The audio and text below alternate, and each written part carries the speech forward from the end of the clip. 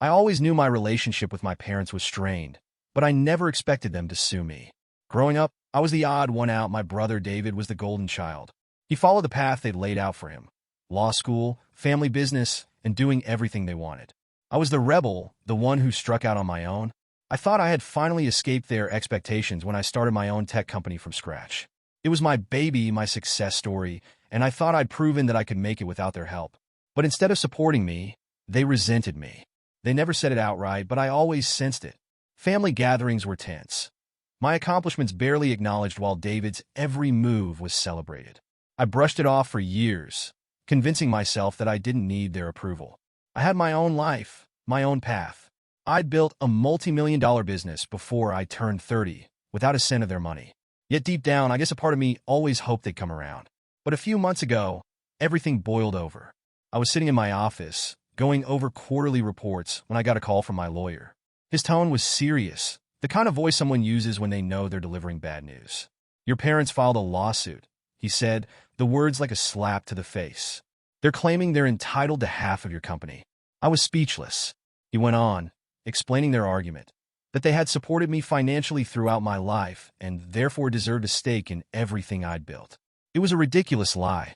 They hadn't given me a dime since I left home at 18, and before that, the emotional support was non-existent.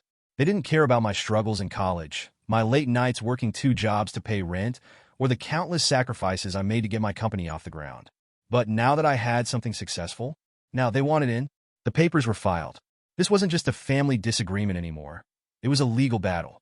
I stared at the lawsuit in disbelief, anger rising in my chest. My own parents were trying to take away the company I had poured my soul into. The company I had built with my own hands, with no help from them, and they were trying to claim it as theirs. I was furious, hurt, and confused. How could they do this to me? Did they even care about me? Or had I been nothing more than a potential investment all along? I had sacrificed so much to get to where I was, and now they were trying to take it away, all because of their greed. But I wasn't about to let them win.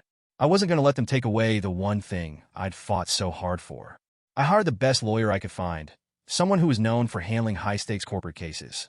We prepared for the battle of my life, going through every detail, every document, every step I'd taken to build my company from scratch. I wasn't going to let them destroy me. But nothing could have prepared me for what came next. When I walked into that courtroom and saw who the judge was, I felt my stomach drop. It was Judge Caldwell, my best friend Josh's father. Walking into that courthouse was surreal. My mind was swirling with a toxic mix of anxiety, anger, and betrayal. I had spent sleepless nights preparing, reviewing documents, consulting with Rachel, my lawyer, and trying to imagine every possible way this trial could play out. But the reality of it, the sight of my own parents sitting on the opposite side, ready to strip away everything I'd built, hit harder than anything I had prepared for. They didn't even look at me. My mom sat there, calm and composed, wearing the same cold expression I'd grown used to over the years. My father, with his usual air of superiority, seemed utterly confident, like he'd already won.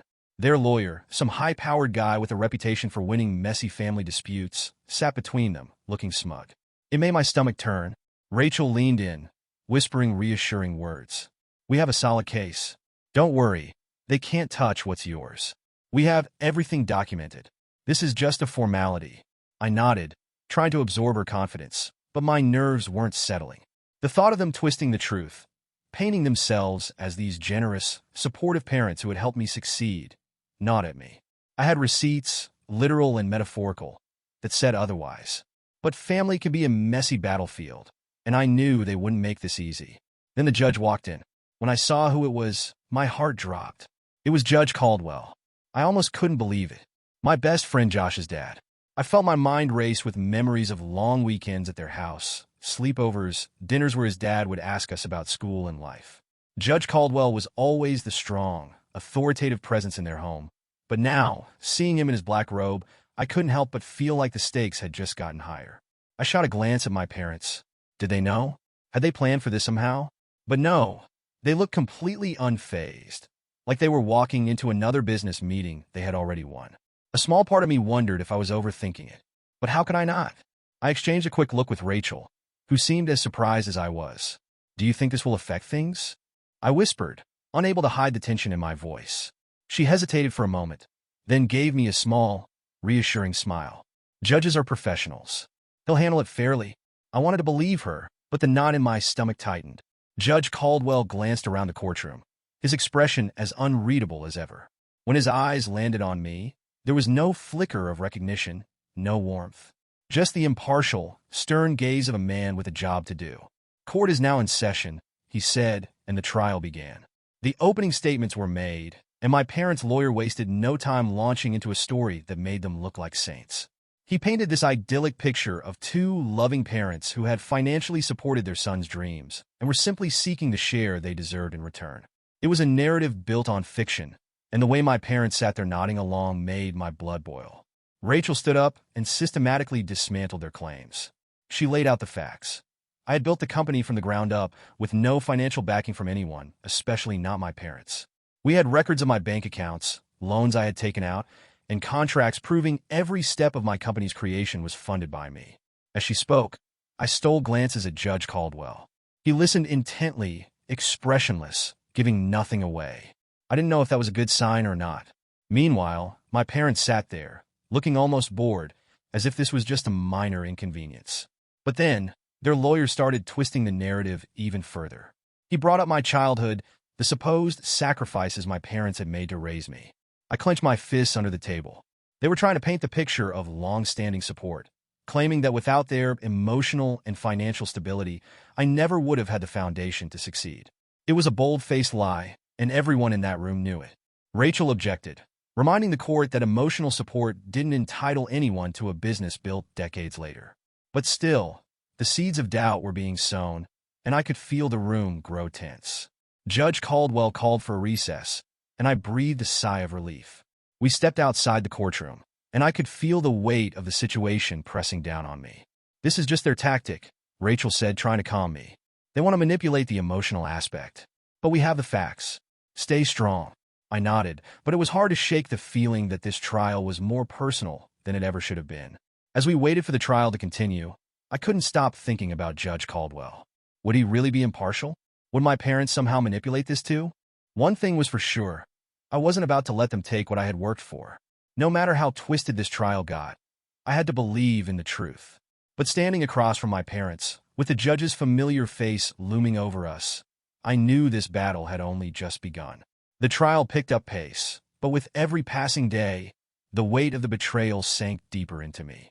My parents' lawyer was a master of spin, painting a grotesque fairy tale of their sacrifices for my success. It was almost laughable, but the stakes were too high for me to find any humor in it. This wasn't just about the company I had built. It was about their willingness to destroy me for their own gain. The lawyer weaved stories of how my parents had supported me emotionally and financially through the hardest years of my life. He spoke about my teenage years, painting them as the foundation of my company's success. Years they supposedly nurtured me and set me on the path to greatness. I felt sick listening to it. Their neglect and constant preference for my brother had been the real foundation of my ambition, not their guidance or support. But Rachel wasn't having any of it. She had come prepared, and every time my parents' lawyer tried to suggest their involvement in my company, Rachel was there to tear it down.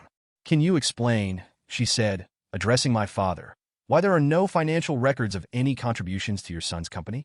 No loans, no shared accounts? You claim to have invested, yet we have detailed records that show every dollar of initial funding came from your son and his investors." My father hesitated, his usual confidence faltering for a second. He muttered something about how family doesn't always document help, trying to maintain his image as the caring, selfless father. But Rachel wasn't letting him off that easily. "Is it possible," she continued, "that your son, in fact, received no financial support from you or your wife, and that this lawsuit is an attempt to gain from his success after he built the company entirely on his own?" I glanced at my parents during the questioning. My mother, cold as ever, stared straight ahead, refusing to show any emotion. My father, on the other hand, was beginning to look cornered. Their lawyer objected, of course, but the damage was done. The truth was starting to seep through the cracks in their facade.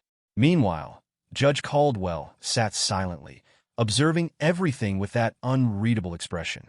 I kept wondering what was going through his mind. Did he remember me as the kid who came over for family barbecues?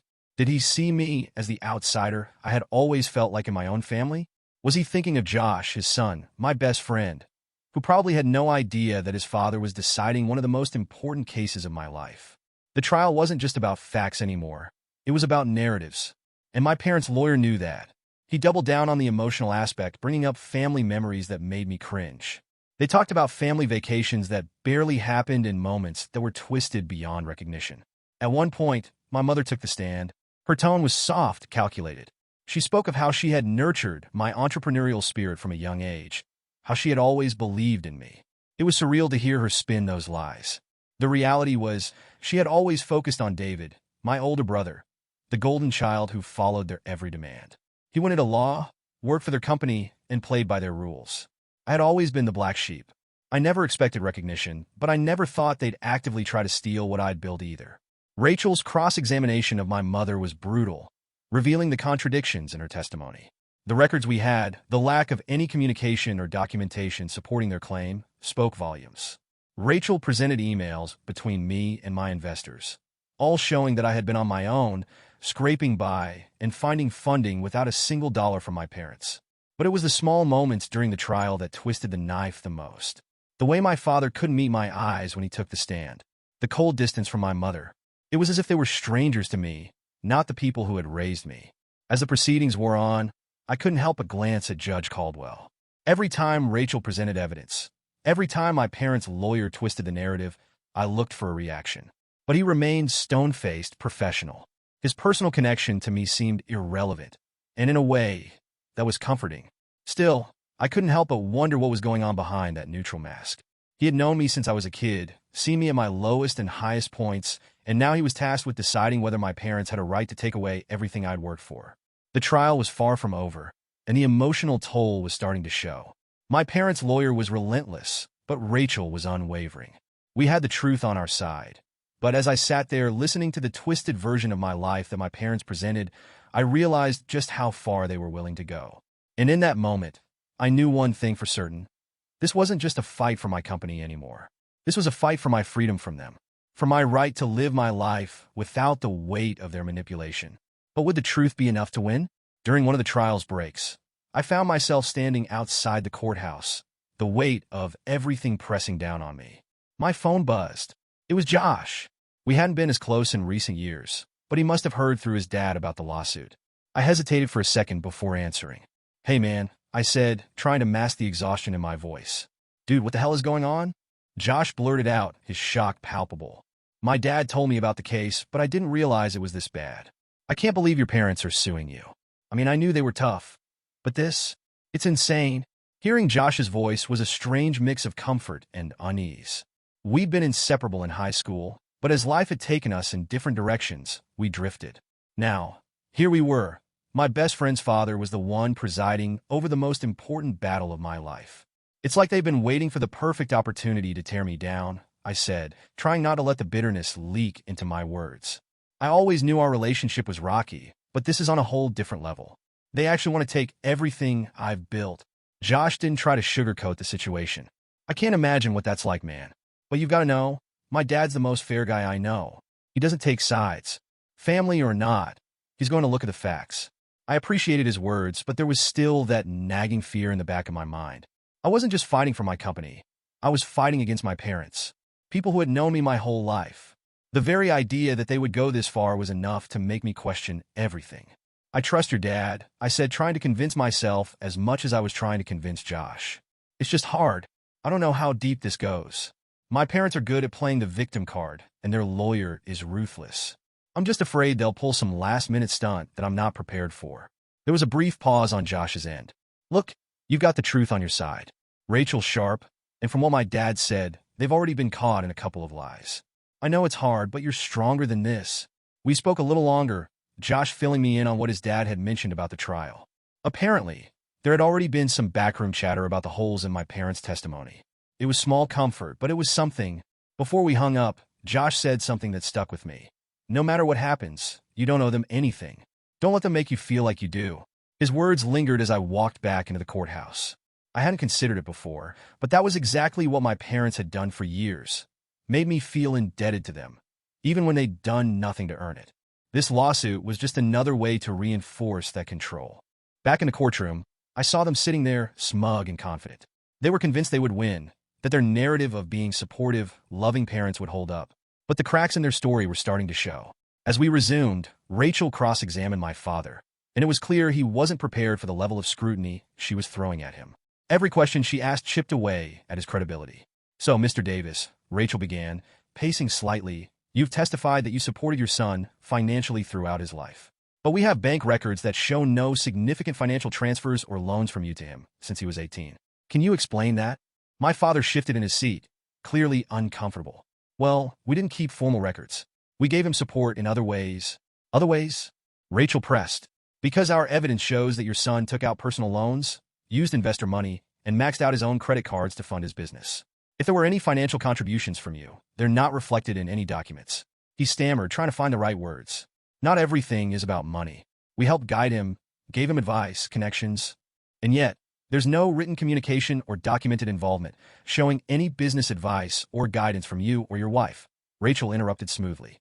"It seems, Mr. Davis, that your idea of support is vastly different from what we're seeing in reality." I watched as my father's confidence faltered.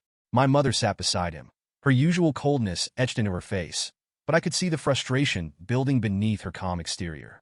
This was unraveling for them, and they knew it. When we broke for the day, Rachel assured me we were making progress. "Their case is falling apart. They're relying on emotional manipulation, and it's not holding up. We're getting closer to the truth, but don't let your guard down. There's always a chance they'll try to pull something." I nodded, but the tension in my chest refused to loosen. I had to stay focused. This was far from over, but for the first time, I felt like I had a real shot at winning. Still, I couldn't shake the feeling that something was waiting just around the corner, something I wasn't ready for. On the third day of the trial, everything started to shift. Rachel had been quietly investigating my parents' finances in the background, and the results of her efforts were nothing short of a bombshell. She called me late the previous night, her voice tight with urgency. "You won't believe what we've found," she said. "Your parents have been inflating their expenses and using fake documents to show they supposedly invested in your company. It's blatant fraud." As the third day began, I couldn't shake the feeling that today would be pivotal. My parents' lawyer looked as smug as ever, completely unaware of the storm that was about to hit. Rachel wasted no time bringing the fabricated documents to light, comparing them side by side with the legitimate records from my company's accounts. "Your Honor," Rachel said confidently, stepping forward with a binder full of evidence. "What we have here is a series of forged documents that attempt to make it appear as though my client's parents were financially involved in his company from the beginning. We've obtained the real financial records from the bank, and they tell a very different story." The courtroom went silent as Judge Caldwell flipped through the documents, his brow furrowing as he examined the evidence. My parents' lawyer, who had been calmly spinning the narrative in their favor until now, suddenly looked rattled. He fumbled with his notes as Rachel presented each piece of evidence meticulously, exposing the lies my parents had built their case upon. Rachel didn't stop there. To make matters worse, not only are these documents forgeries, but my client's parents also inflated their personal expenses to create a false narrative of financial burden. They claim to have funneled money into their son's business, but the reality is they've been attempting to manipulate the court for their own financial gain. I watched as the confidence slowly drained from my parents' faces. They had been so sure of themselves, so convinced that their lies would hold up under scrutiny. But now, with the weight of the truth crashing down on them, I saw a panic flicker in their eyes. The courtroom was tense as Rachel finished her presentation, laying out the last of the false documents. Judge Caldwell looked up, his expression hard to read, but his eyes were sharp, taking in every detail. He asked a few pointed questions, but it was clear that the damage was done. "Mr. Davis, Mrs. Davis," the judge began, addressing my parents directly. "It appears there are significant discrepancies between the evidence your counsel has submitted and the official records. Can you explain these inconsistencies?" My father, usually quick with a retort or an excuse, was at a loss for words. My mother, too, looked shaken. Their lawyer tried to step in, offering a weak defense about possible clerical errors, but no one in the courtroom was buying it.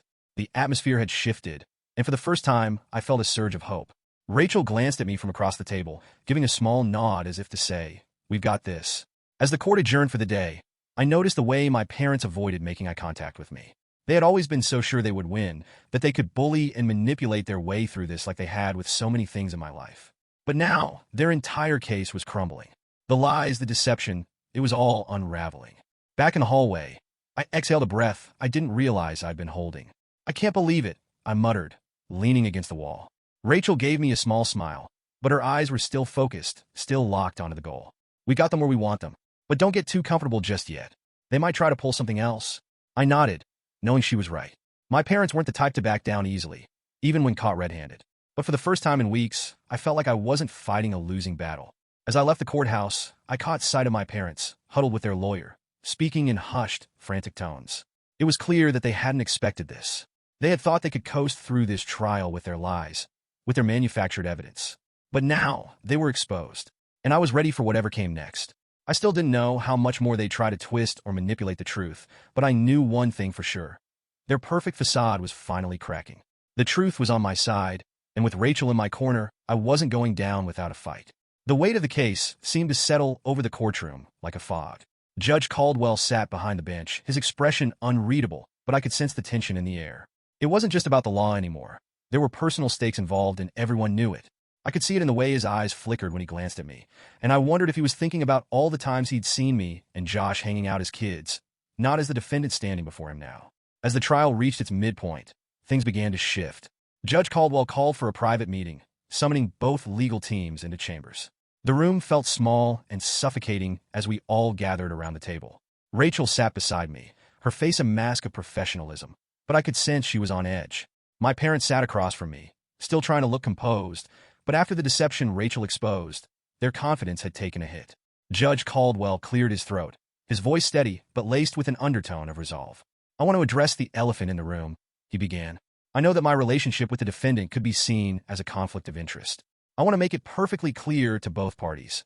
My personal connection will not influence the outcome of this trial. This case will be judged purely on the facts presented." There was a moment of silence. His words hung in the air, heavy and unspoken fears surfacing.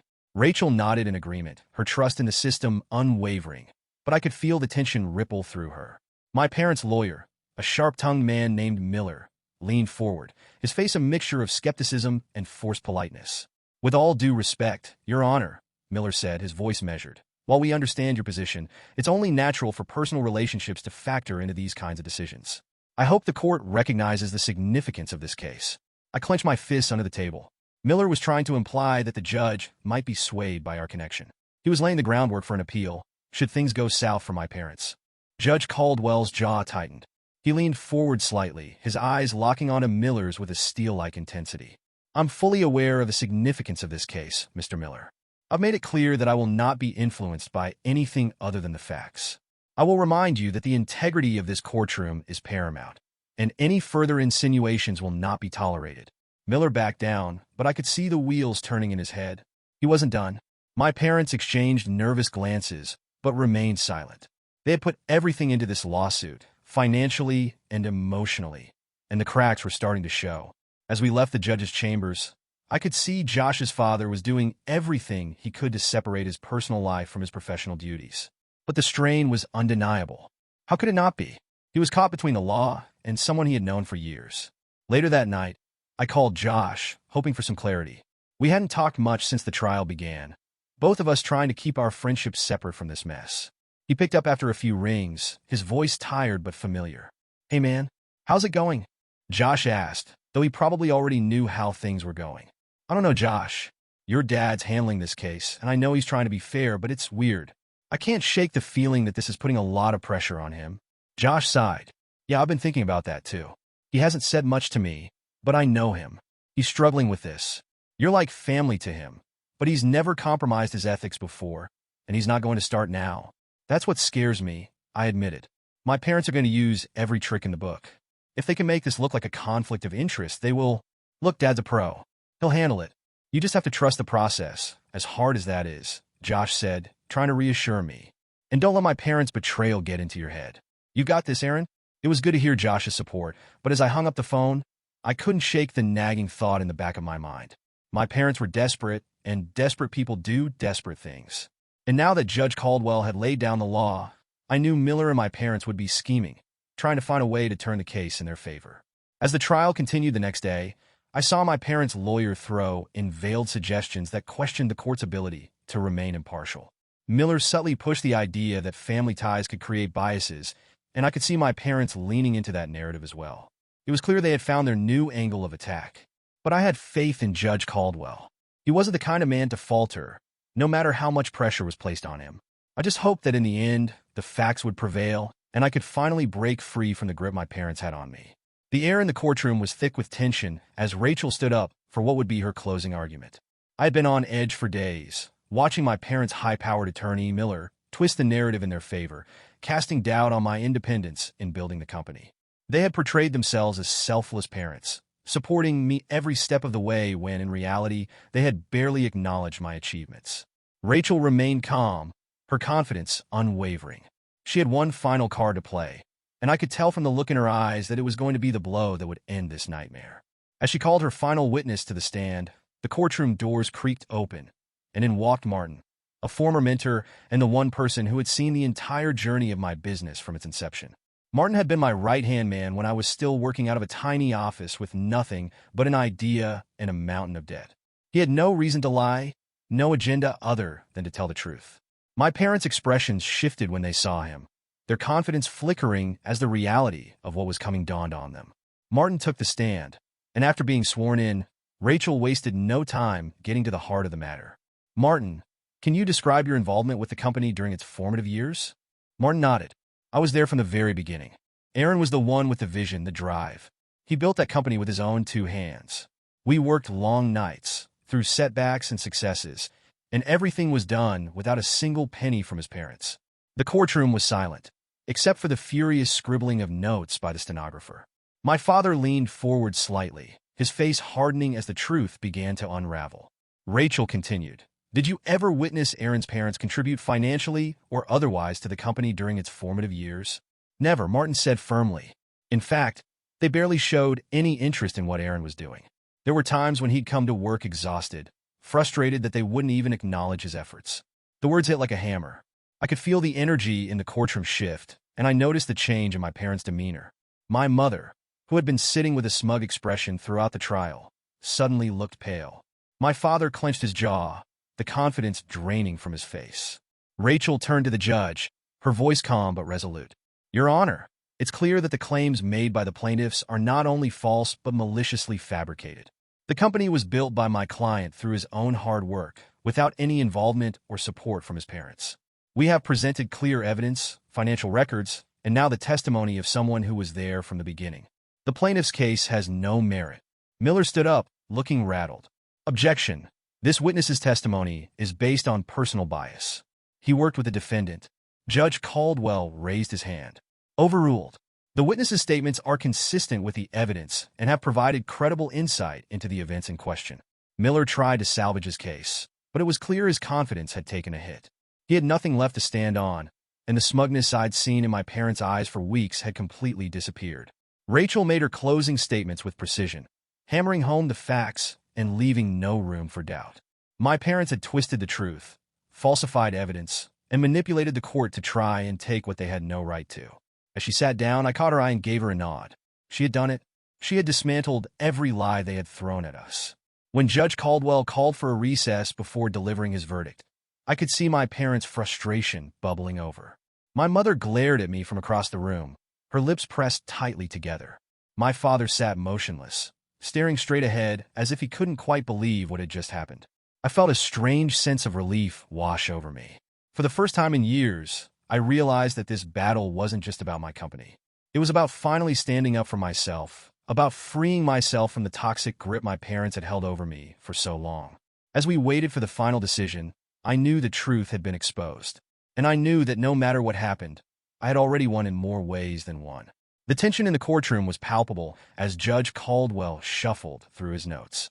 I could feel the weight of my parents' glares burning into me from across the room, but I kept my eyes forward, focused on the judge's face.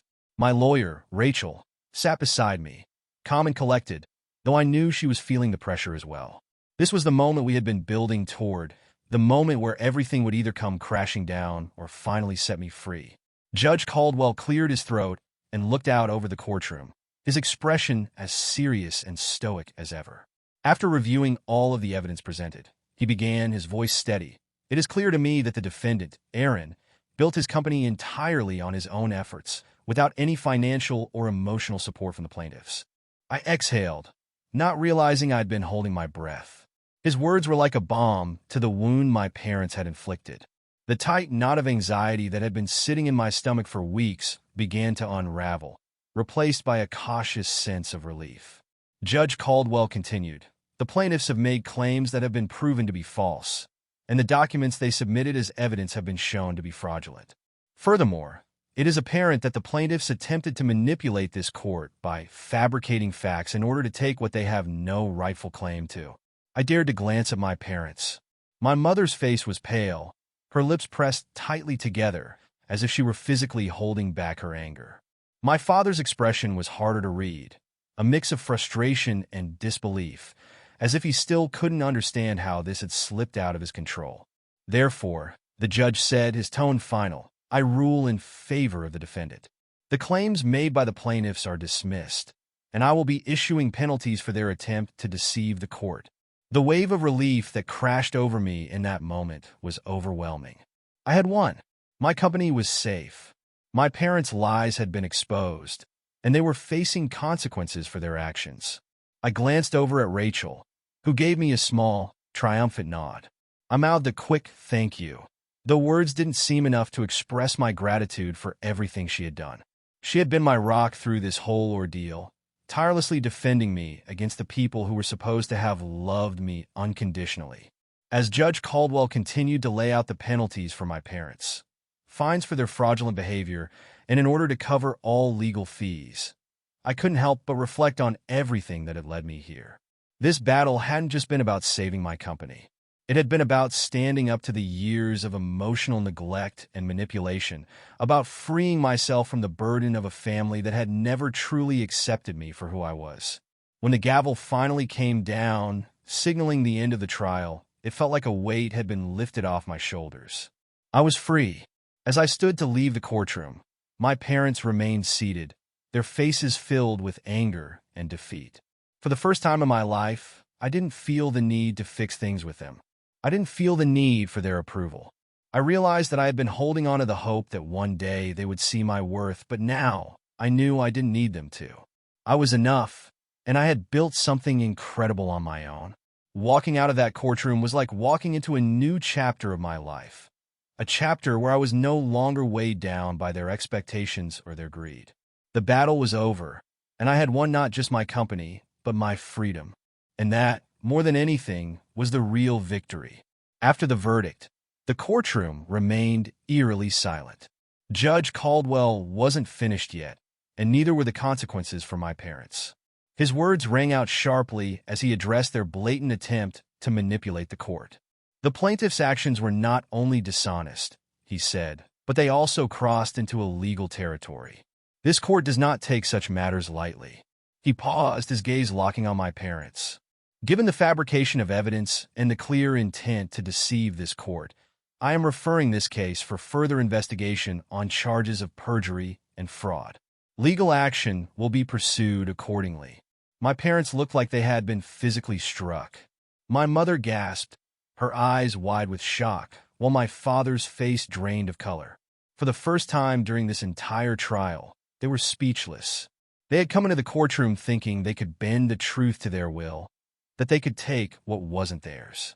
Now they were realizing just how deep they had dug their own graves. Rachel leaned over to me and whispered, "They're in serious trouble now. If the charges stick, they could be looking at prison time." I didn't know how to feel. There was an odd sense of justice, yes, but it was intertwined with the bittersweet sting of knowing these were my parents. The people who had raised me, no matter how distant or neglectful, were now facing serious legal consequences. Part of me wanted to feel sorry for them, but that part was small. Over the years, they had chipped away at my trust and my confidence, always putting themselves first, and now, their selfishness had caught up to them. As we left the courtroom, the reporters outside were quick to swarm. News of the lawsuit had already spread, and now that fraud charges were on the table, it had become a public spectacle.